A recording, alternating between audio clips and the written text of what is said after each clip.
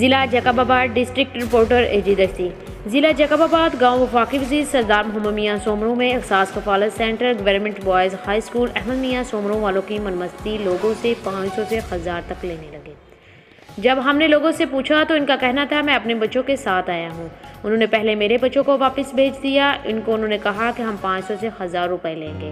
جب میں نے ان سے پوچھا تو انہوں نے کہا کہ آپ کو جس کے پاس جانا ہے چلے جاؤ، ہم پیسے کاٹ لیں گے۔ ان کا کہنا تھا کہ پتہ نہیں ان کو کس کی سپورٹ ہے، نہ تو یہاں پر ٹینٹ کا بندوبست ہے نہ پانی کا سہارا۔ بے سہارا عورتیں دھوپاور پیاس سے تڑپ رہی ہیں، پینے کے لیے پانی میسر نہیں ہے۔ غریب مستحق عورتوں کا کہنا ہے کہ خدارہ ڈی سی نوٹس لے اور پینے کا صاف پانی میسر کیا جائے، ہم غریبوں کے پیسے بھی نہیں کاٹے جائیں۔ ڈی سی سے نوٹس کی اپیل۔